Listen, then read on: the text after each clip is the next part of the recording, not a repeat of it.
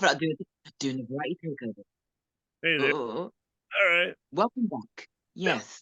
Yes. I was like, oh shit, what's happening? I went. Same thing here. We were like, hold a minute. We're like, what voodoo happened through Zoom?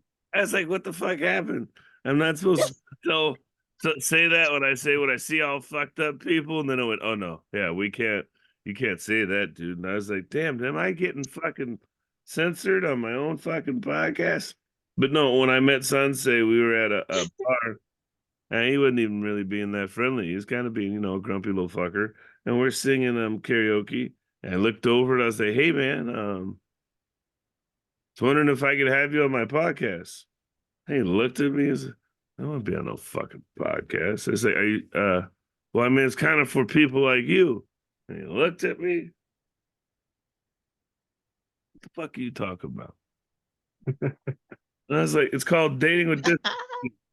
The minute I said that, his fucking face lit up. He said, "Oh yeah, I'd love to talk about this shit. Yeah. I got a hole." And I was like, "Oh, calm down, buddy." He's like, "Yeah, this one chick is." Don't tell me now. I don't want to know about how your second leg's longer than your first leg. I don't want to. I don't want to get it. But it was funny because yesterday I saw a guy at the festival I was going, and I had the same interaction because he has a little flipper. And he's actually started a group or a page or whatever it is called like the Little Flynn, the Lucky Finn Club from like Nemo, right? So he showed me a picture, and it's all these little kids with their little nub out, and I was like, "Oh, that's cute." It's funny though, but it's cute. Then I walked up to him. I was like, "Hey man, you want to be on a podcast?" He's like, "Oh no, man." I was like, "Well, I got to kind of show you the flyer so you can understand." And he read the flyer, and then he was like, "Yeah, yeah, yeah." It's like, there's no way to yell across the room, "Hey man, you look like you're fucked up. Do you want to be on my podcast?" But it worked. So we're here. We're here. So Sensei, tell us. You said you have a prosthetic leg. How'd you lose it? Were you born that way or what happened?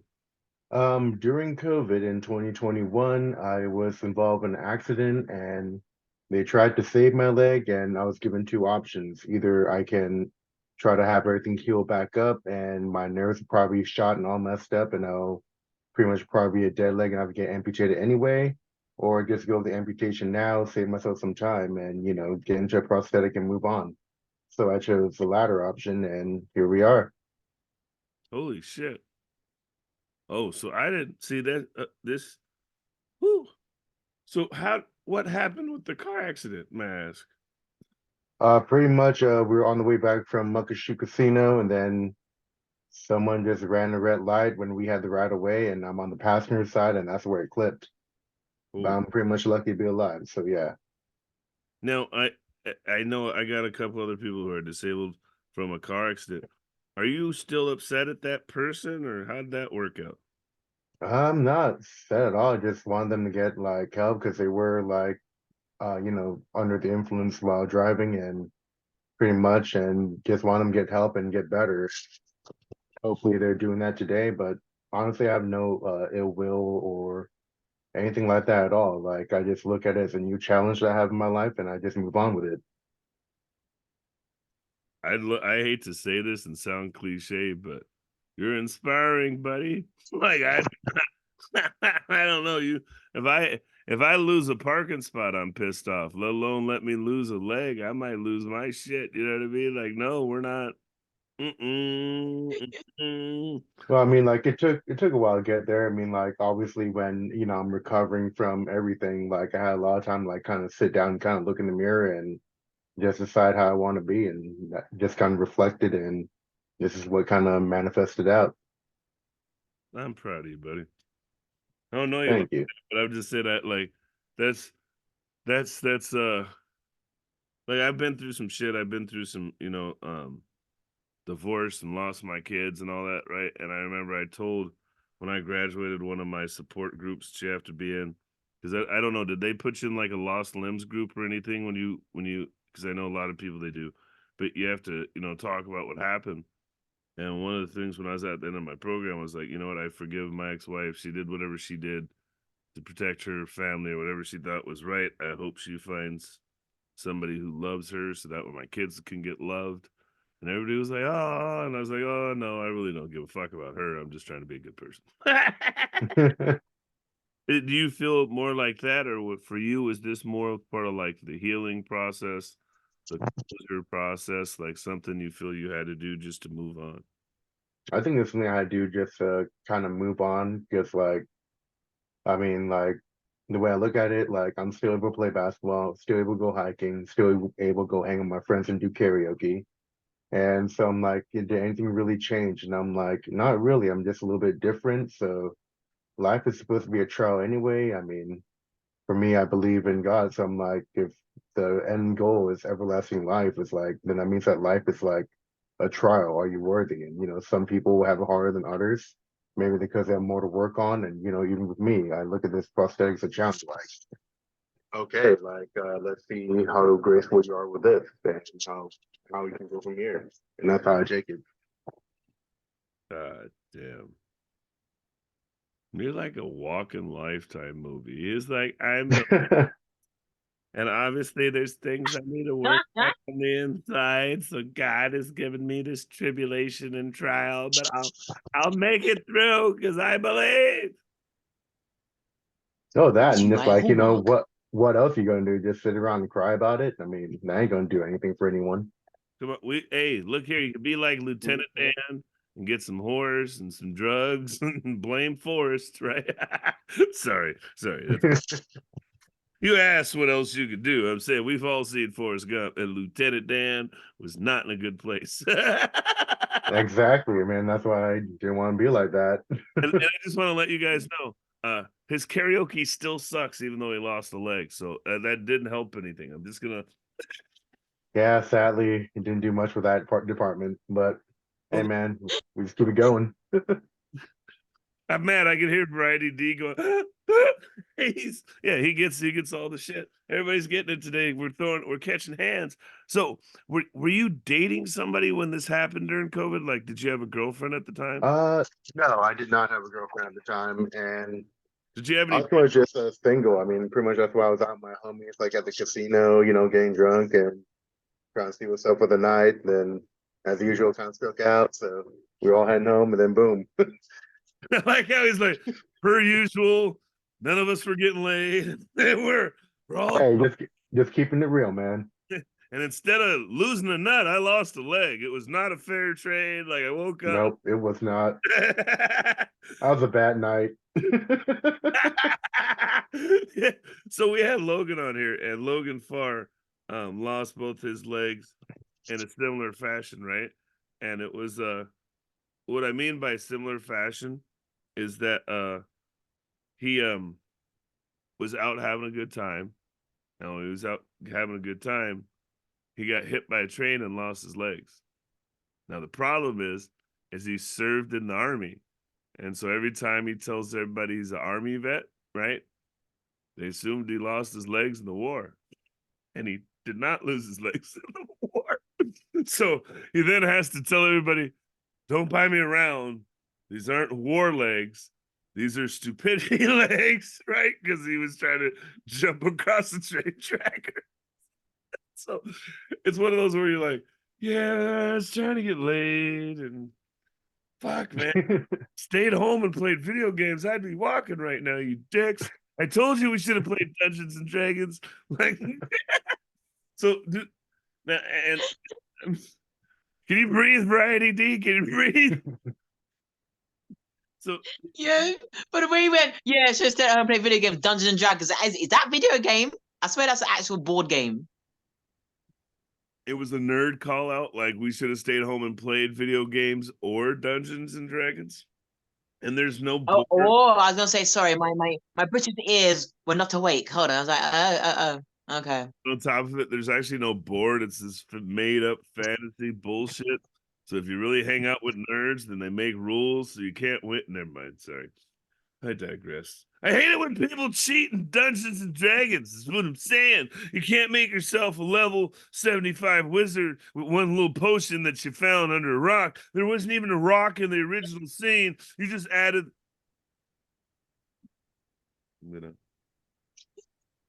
I'm gonna bring. That's like people on the basketball court keep saying win by two. It's like, man, I already got 21. Oh, shit. The Asian guy ain't gonna be talking to us about basketball. Now you can talk about pickleball. You can talk about Oh.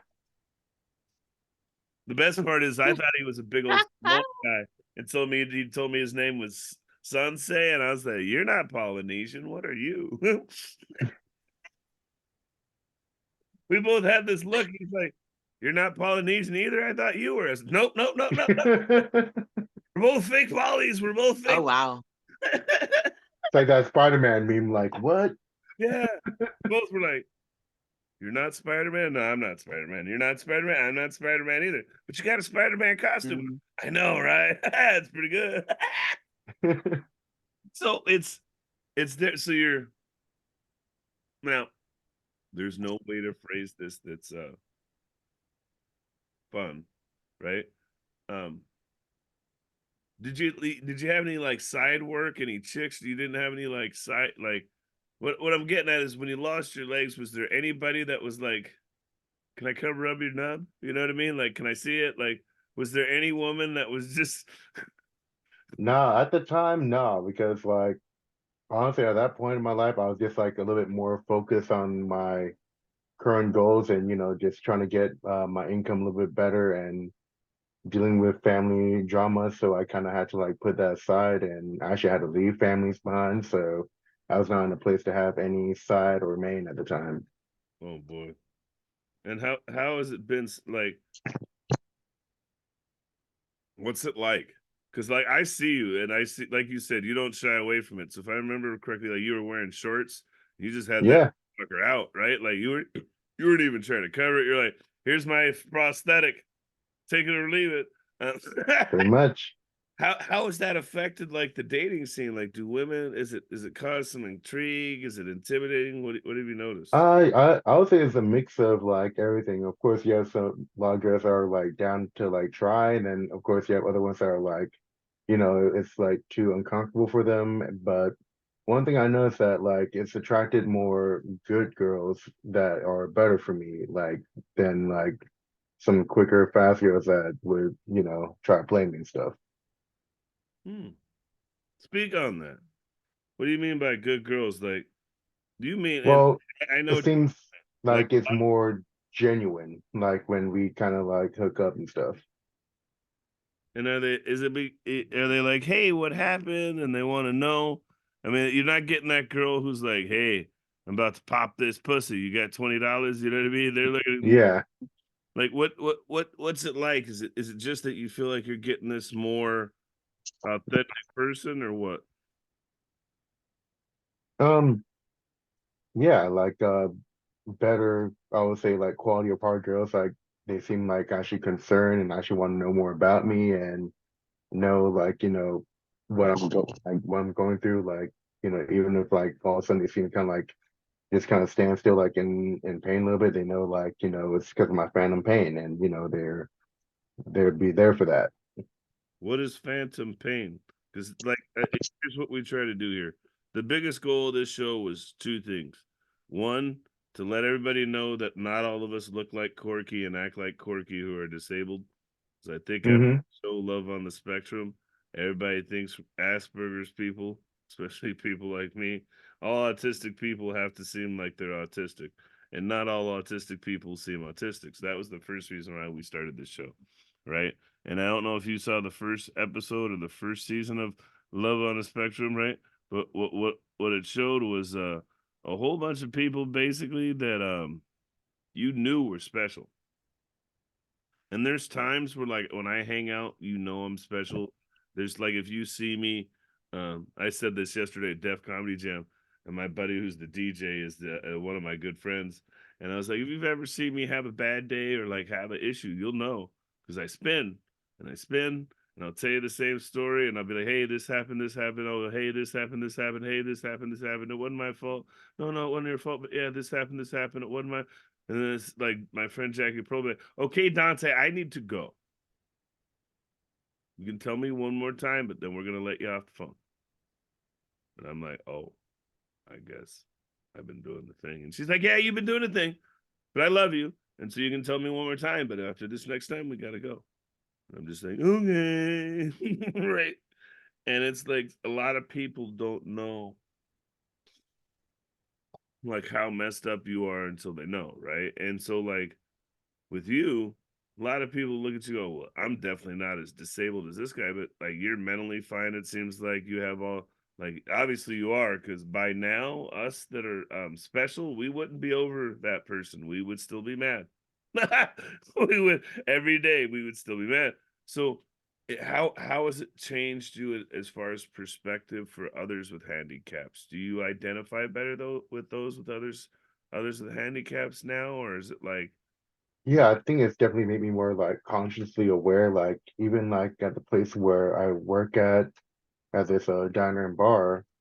Like I know it's like I've been asking like management to like, hey, maybe we could use like something here and make it more easily accessible for like, our disabled people, like, like people in a wheelchair, people that come through in crutches, and they took the safety precautions and made it a little easier to kind of get into the door that way and cleared out a little bit more space for a wheelchair to actually move around. And that's been things I've been more consciously aware of. Because like I knew how it was being in a wheelchair too when I was first amputated, and I spent 2 months like either in a bed or in a wheelchair. So rolling around the places that I would like to go to, I noticed there was like a lot of obstacles in my way. So now that I'm even though I'm able to like walk normally again and pretty much nothing really gets in the way, I'm definitely more consciously aware for like the challenges that other disabled people have. Definitely. and you brought up a good point. And let me ask you, how was rehab? What was that like? I can only imagine what losing a limb is like because so I've never lost a limb. Let's start there. So I'm not gonna try to steal your thunder, act like that. But I've had two joints reconstructed and reattached. And so for a couple of months, I had two limbs that did not fucking work. You know what I mean? Like shoulder reattachment. I'd rather you just cut it off. I couldn't wipe my ass. I couldn't to the left, right? If I leaned too far on the toilet, I fell, right? So it was hell, right? What was it like? Like, what was and I'm asking the tough questions because I want people to hear. I remember when we talked, and for all you guys watching, when I talked, met Sensei, he said, "Oh yeah, we're gonna do this. When you do this, I want you to ask all the things." Okay, Definitely. right? So what was it like? I mean, you talked about phantom pain. Describe what that is, and then describe to me kind of like that first night of sleep because I know it's not fun. But give them kind of some insight. What was that horror story like? Phantom pain first off. Phantom pain is kind of like where your nerves kind of feel like it's on fire. So pretty much imagine like at the end of my limb, it's like a little knob now. So Mm, like imagine like all these little nerves right here are still trying to attach to the old leg and kind of go where it wants to. They're not sensing that anymore, so they kind of go a little haywire. So it creates like a little kind of like a little electrical fire in the nerves, and that's what kind of causes the pain right there too. That's the painful one. The other one is the other version of phantom pains where I can still feel like my regular what was cut off is still there. It like fully healed, and I can feel like sometimes I can feel like the sensation of wiggling my toes. Like those sensations don't hurt. So like there's two types of phantom pain that I experience. that must be, and that's like I guess I've kind of had that experience before. Like when you're numb and you're like, I feel my. Hmm. I'm like, I don't feel my shoulder. I can't feel my fucking elbow. What do you mean? No. Then I slap it. I'm like, yeah, I definitely am not feeling anything. Right when you're coming through rehab, it was. Let me. So you have, and did you have any of the nightmares of waking up without the leg? Did you do the fuck where to go, or did you just did it really Uh, for you? the funniest things like the first morning, like and this is when I was still in the cast and I was first at home. So like I'm waking up for the first time in my own bed in the middle of the night. I'm getting up to use the restroom. So like in my mind, I'm back in my room. So I totally kind of like forget what happened in the hospital. So I jumped out of bed like I normally did. And so as I stepped down on my right, I was like, oh shit. And I just like did it on the floor. And yeah, that was pretty painful. And the doctor was not happy about that when the next visit, when he saw that there was a little bit of bruising there from the cast. But yeah, That was like my dad was like, "Oh Oh shit!" no. It was at this moment he knew he done fucked up, and bam. Like in the video, they would have paused it and they would have Yep. you would have been like, and it was at And this. I was getting up kind of cocky too. Like I should just like roll back and just kind of like flipped out of bed, landed, and then it was about to take a right step forward. And I was like, "Oh shit!" So when I blew my knee out, right? It was during a football game. So like an ambulance had to come and take me off the field. And so I'm in there and we're after the game and they done given me like some Dilaudid and a whole bunch of shit to get me out of pain. And so I remember my coach showed up and they were bending my knee. And I was like, is it bad? My buddy Tex was like, when black people cover their mouth and they're like, oh, I was like, something ain't right, right? And then like I had to go potty. And so they had me like in, the knee cast or whatever. And so I went to get up. I was like, I'm fine. And like you said, I went right leg, then I went left leg. Boom. The difference was I was on a lot of pain meds.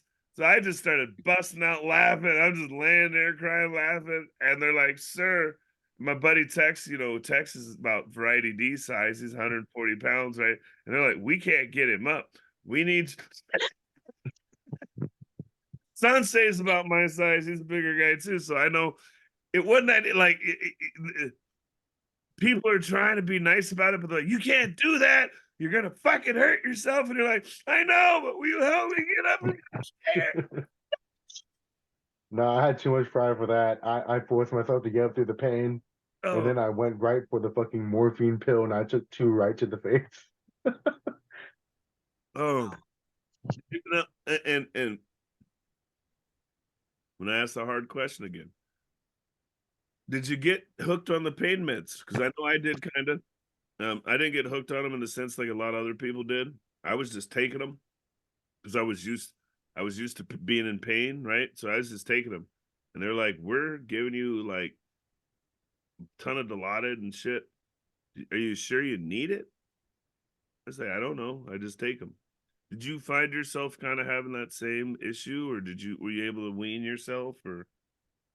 Um, Probably for the first week when I was back, I mean, when I was back from the hospital, I was definitely taking it on the regular.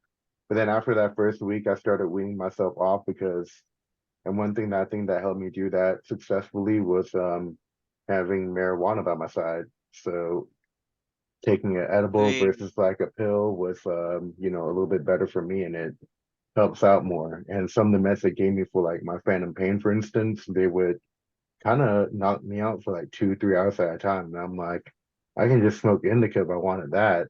I used to smoke 7 joints, man. Speak more about the medical marijuana. I mean, and again, I'm pretty sure we can all agree that you were smoking marijuana before the car accident, right? So Yeah. is it what was it about marijuana usage after the car accident that made it easier or more viable than the pain pill? Or what exactly was it that I guess made you want to do that more? One, I've always liked more of a holistic kind of like healing method versus like too much pharmaceuticals. Okay. And that's pretty much one of the main reasons. Number two, like I think it's just easier to take. Like for me, as like an edible, I'd rather just take it as like a gummy, or like if I really want to just kind of sit down and chill, just smoke it. And were you when we talk about this, I know the pills you're on. You're on morphine. You're on Dilaudid. They gave you some Percocet and some Vicodins, right? And then Mm-hmm. they take ibuprofen and Tylenol for the swelling and the pain, right? And you're taking 72 pills. Let me ask you: was the regimen of pills, was that even like part of the biggest problem? Was just the whole idea? I don't want to take like you're looking at it. Do you get what I mean? Like when you're sitting there and you're looking at the 8 pills, you're doing this every 3 to 4 hours, and then you got the person who's what's the word, waking you up. You got to be on a schedule, and then if you don't take them on schedule, you're in pain, and now you're angry. Like that was the part that where I really found I had to get off, because it was like I felt like an addict. You know what I mean? Like, because when the pain, so when I did this shoulder surgery, I'll liken it probably to the pain you might have been in the sense of losing a limb. And what I mean by that is they cut off a piece of my fucking bone. They took a bovine tendon, they drilled a hole in my shoulder. They ran the tendon through that hole in my shoulder, then ran it through the hole in my collarbone, tied a little knot, did a double bow, kissed it, and we're like, yeah, that's good. Right? And then not only top of that, but the scars from here all the way to the backside, right? So they just cut how they cut all the way down through the half of the shoulder. Like if you were butchering a chicken, you just do the final chop and it all comes off. You know what I mean? Dang. And Sweeney Todd style. yeah, a little jerk chicken for Variety D. That woke her up. She's like, I go for some jerk chicken. Or, Yeah. Right downstairs. little Scotch bonnet pepper, Scott pepper, whatever. Who cares? But it was weird because like that first week, and I know you know what I'm talking about. That first week of post surgery, the morphine, you had a little green morphine pill. You know what I'm talking about? Is that the one? Yep. Oh God! Oh God! I was.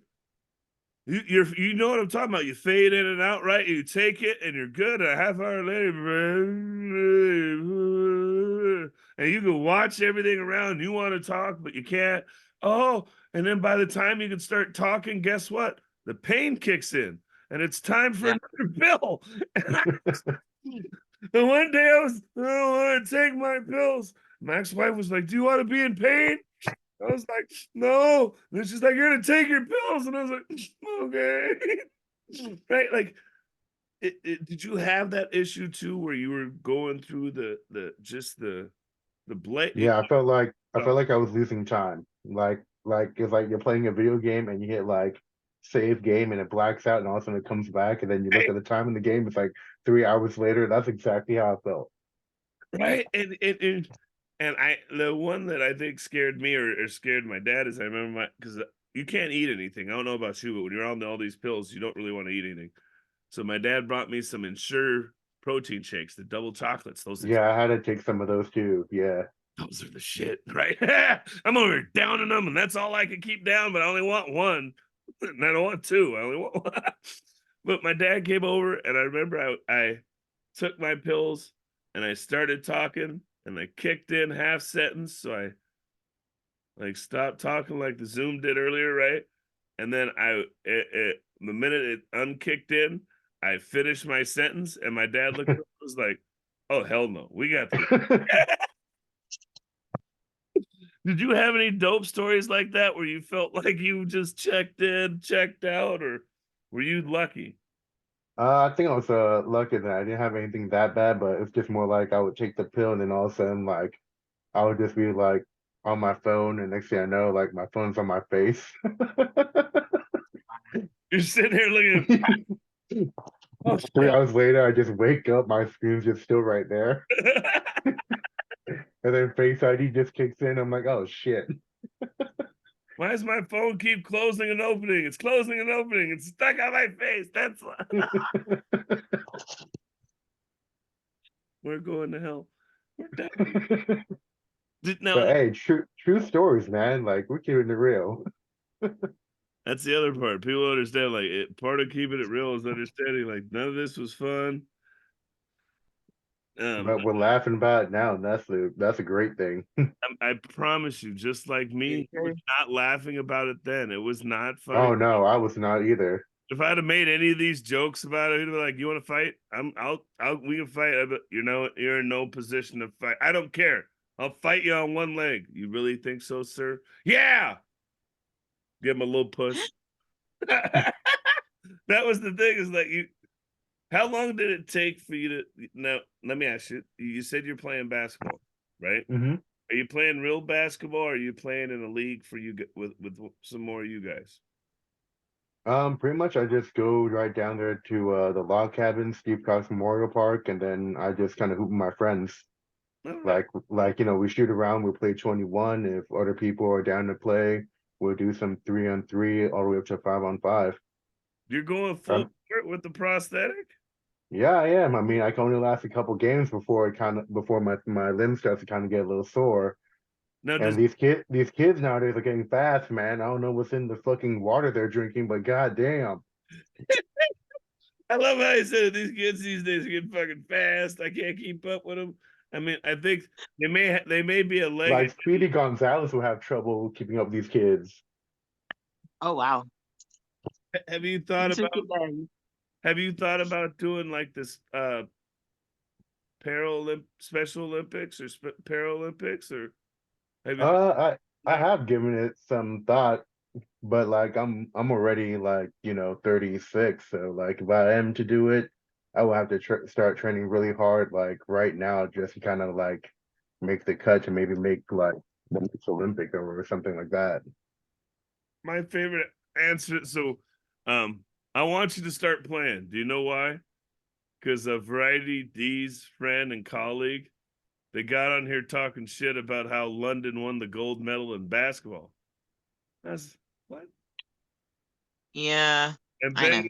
Benny was like, "Yeah, we're number one in wheelchair basketball, baby." And I was like, are you talking Yeah, to we were me? basketball. We Yeah, have champions. But exactly. no, the wheelchair basketball gets intense. Like I remember I was in the bar and they were showing it one evening. I was like, these guys are literally like ramming each other like bumper cars trying to get the basketball. I mean, there's some heart in that. Yeah. Oh, those. So we had Jerry Mitchell on here. He's a silver medalist and a gold medalist, right? And he was talking about, yeah, he's like, you should come down and play basketball with me, bro. And I was like, no, I'm not coming down to get bullied by some handicapped guys in their wheelchairs. I'm not. And he started giggling. I was like, yeah, I know what you guys do. You guys tape able-legged people into a chair, and then you knock us over and tell us we can't use our legs, and you think the shit's funny. Like, I don't. This is bullying. That is definitely a form. And he was like, yeah, that is what we do. And he didn't even flinch about it either. He was just like, yeah, you got a problem with it? And I was like, yeah, I'm not coming. I'm not like, and I love it because I guess there's a level of competition. And let's talk about this. The difference between the Special Olympics and the Paralympics is you get medals, not hugs. And not only that, but at the Special Olympics, special kids talk shit. Special kids have a Mm-hmm. rivalry. It's cute, it's funny, it can be serious as hell. But it is not dangerous. Now, the Paralympic athletes, they're crazy. They're regular people whose bodies don't do regular things. So they train extra hard to show you how well they can do regular things. And that's a different kind of athlete. You get what I mean? And I think that's what Sensei is getting at is like, he knows if he gets into wheelchair basketball, he's got to bring his A game, not his C game, not his B game, not be there to participate. Oh no, they're going to try to bully him. Now we don't do participation trophies over here, man. We go for the gold. So Jeez. hey, I'm telling you, that's the difference. These guys.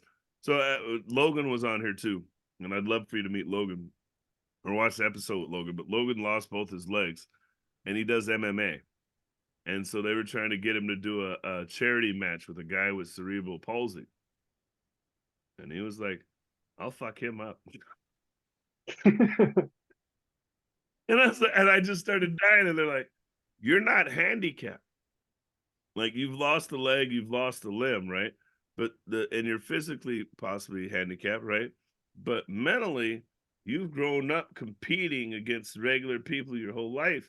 So putting me in this category, I mean, I guess that's we shouldn't put regularly able people who've become lost a limb against. It's like putting transgender men, girls against. You know what I mean? Like same idea. Yeah. You're taking somebody whose body's been worked and competed in this certain way, and now you're going to put them against people who aren't used to it. That's not fair. So, would you try out for the basketball team? Because I know they got a basketball team. We could get you. For the Paralympics, I mean, I'll see how I do in the next year though. I mean, like I'm recovering from like ankle surgery right now, so once I get that back, I'm gonna hit the gym again, and yeah, we'll see where we're at in about a year. No, was the ankle surgery in response to you the added stress of the leg, or what happened? Um, Pretty much I got a spider bite. Got a spider bite, then it was like Black Hawk Down. I'm mad at how you said that. Like, no cool story. Nothing. Black Widow caught me slipping. Black Widow caught me slipping. I didn't Yeah, it properly did. take care of it. I thought it was the I was ankle. just chilling my Corona at my homie's barbecue, and boom. Next thing you know, I felt this. Can't even have a day off. And that's the thing. So our spider bites in Washington are very bad. They could be bad. And the worst part is it looks like a little pimple. And you're just like, hey, what happened there?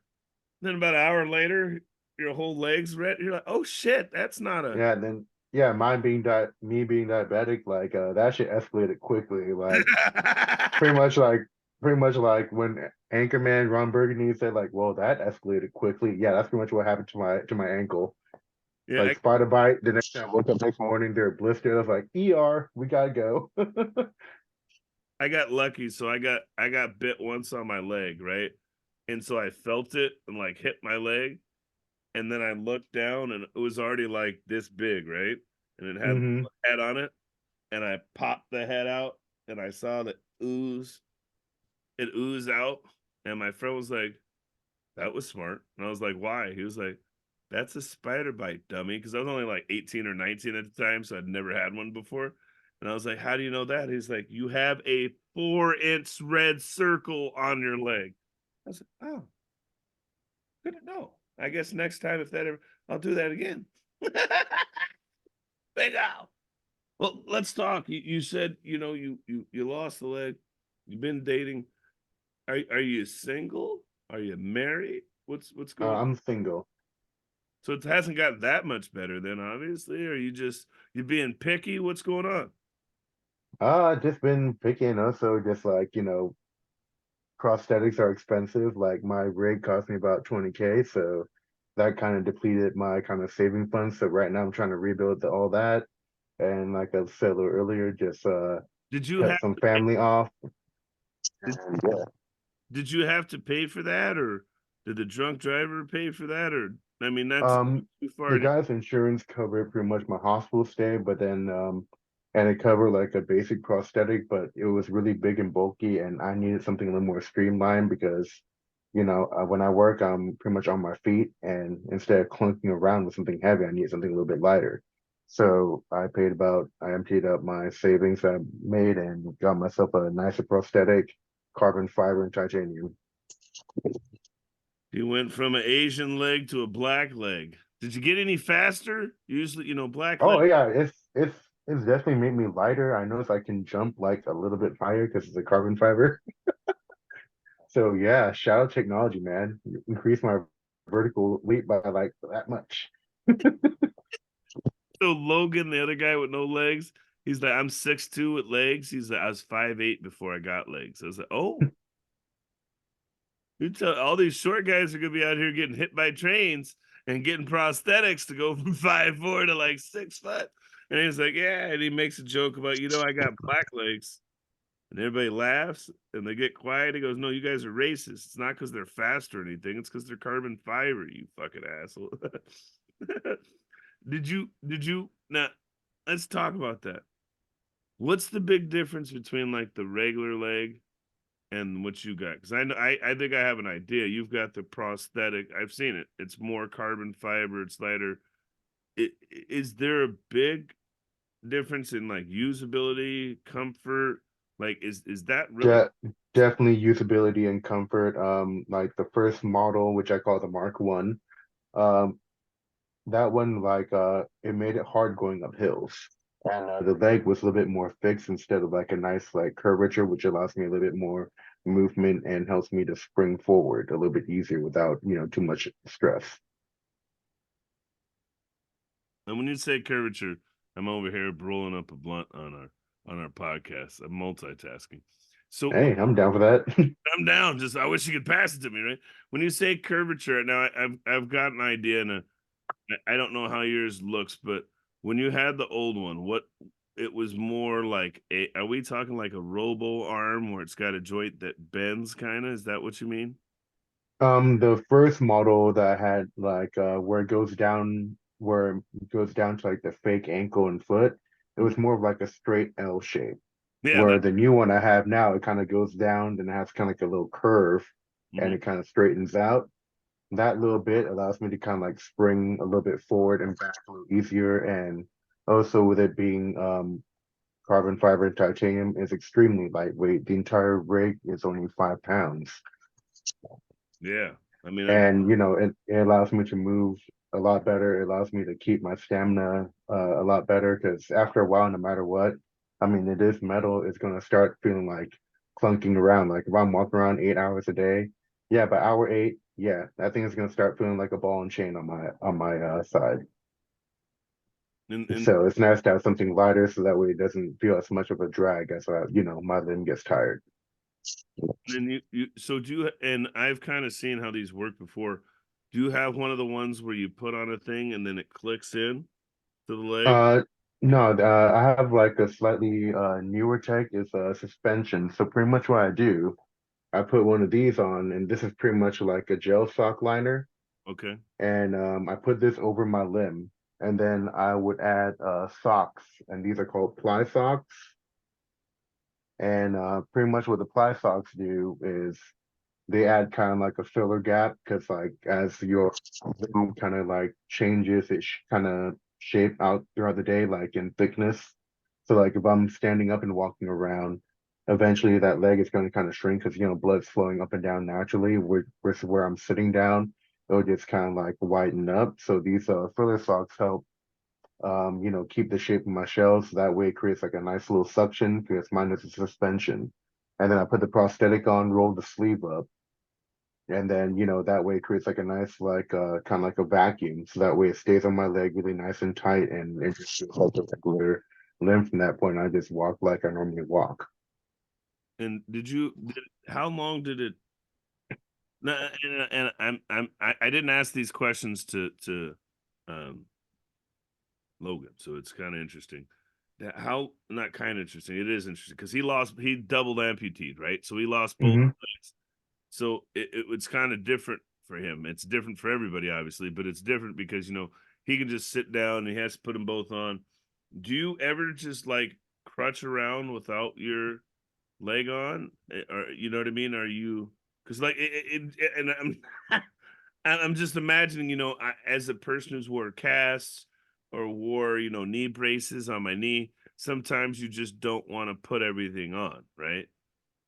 Are you free living it sometimes and just hopping around or Uh, most no, I mean like only time that I have trouble like putting on my prosthetic is if I'm like in really intense phantom pain, but I haven't had a really intense phantom pain in like over a year because like as time goes on, the phantom pain gets a little bit more in intensity, and also you get used to it. So, I can't imagine.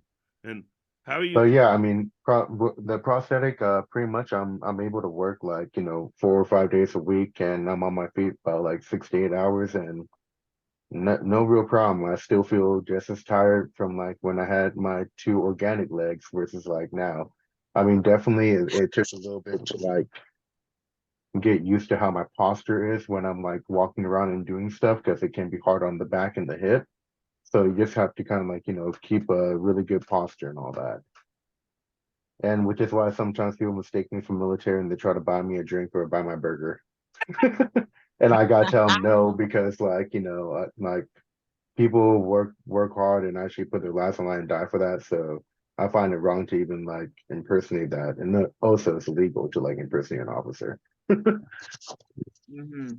Look at Sunset being all fucking wholesome and shit. Whereas Logan's over here getting all the free burgers and drinks he wants. See, that's white privilege.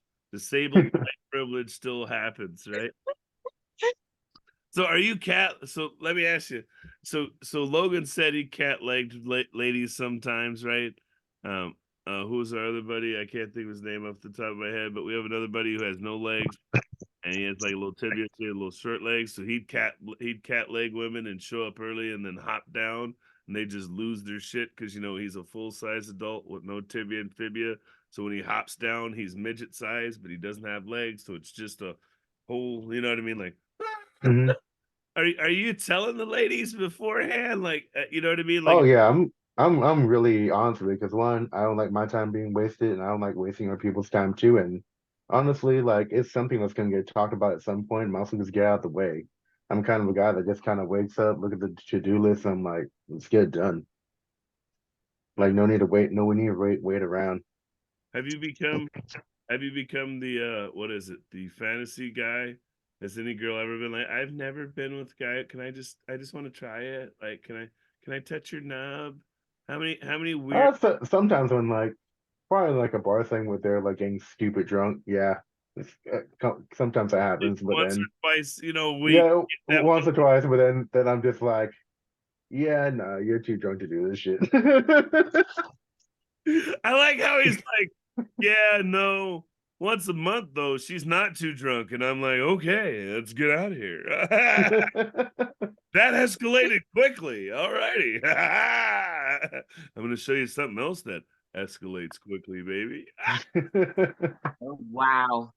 Did you like the little variety decent? Wow, I'm single. I could go for an escalator. Oh, never mind. How are you reading my mind? Shush. Shush, shush. Right down the escalator, right down the little mini part with your skirt up. You little dirty little girl. Look at you. Look at you. Mind your business. You're giving me ideas. Thank you very much. We know what Variety D's gonna be doing. Black lady gets arrested in London for riding down the escalators naked. Says it was Suitman's idea. Now to you, Frank. Yeah, So blame you. what's your craziest story? Do you have a crazy story for us before we get you out of here? Yeah, one of the crazy stories, I was in bed one time with this one girl and she was kind of, into using kind of ropes and chains. So I would have my leg kind of like over in the doggy style position, and then she would wrap a rope around it and she would start pulling on it while I was like doing back shots. And yeah, that's right. This thing. What the entire I was not ready for that. Yeah, I'm not even gonna BDSM. That is BDSM. Yes. And it's not so finest. there we go. Yeah. We've covered it all. Yeah. We've now talked about handicap BDSM on here, folks. I think if we were gonna go, You're welcome. you're welcome. All right. You kind of look like Maui, fucker. No, I'm just fucking.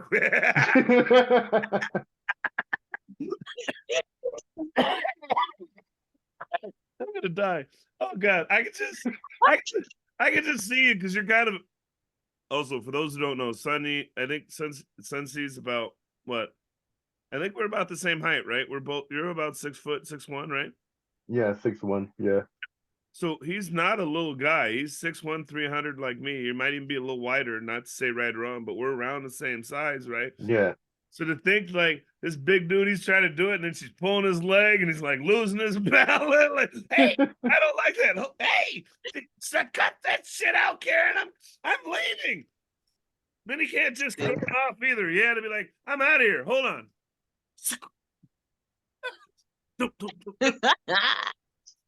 Oh God. That or I just eject out the leg and then that way I'm free. I'll get a new one and just be hopping. Oh God. We need a Nah, man, I'll just be like, all right, man, just hit on the Apple Watch, it shoots me out another one.